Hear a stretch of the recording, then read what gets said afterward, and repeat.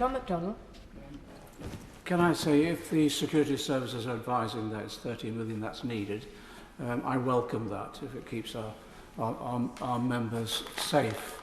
But can I say, he's made reference to the national demonstrations. As someone who's had to learn lessons over the years about the nature of the statements I've made, can I just say we have to be careful about how we use words in relation to those demonstrations. I've been on virtually every one, and just as the police reported to the select committee, they've been overwhelmingly peaceful. The people I've walked with are members of the Jewish community.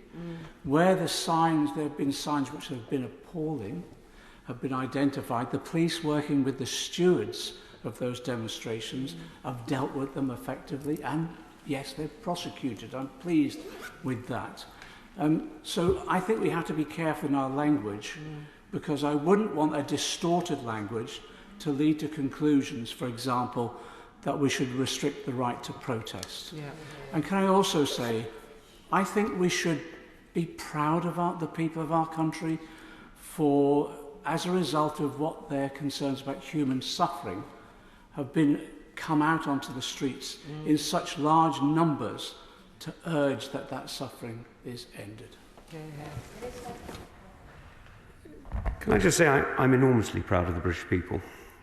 I have always been proud to be British. I will remain proud to be British until the day I die. This is the most remarkable country. When my family came here nearly just over 100 years ago, my grandfather came here just over 100 years ago. He came as a student to study. His family followed, fleeing the persecution and murder that sadly engulfed Europe for those horrific years of fascism.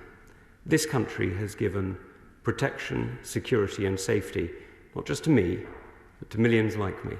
And it hasn't just seen us able to prosper and thrive, it has afforded me the huge honour of representing the community that I love, and also allowing me to speak on behalf of His Majesty as his minister here at the Dispatch Box. This is an amazing country, and I'm deeply, deeply proud to serve it.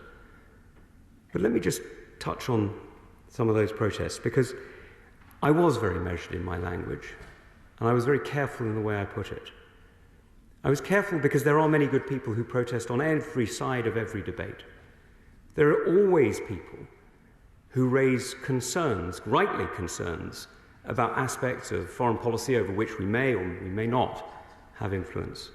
Many of us have raised personal concerns about the horrific treatment of over 100 hostages who are still held, even now, who are still held in tunnels by a terrorist group that murdered their family in a surprise attack. When was it now?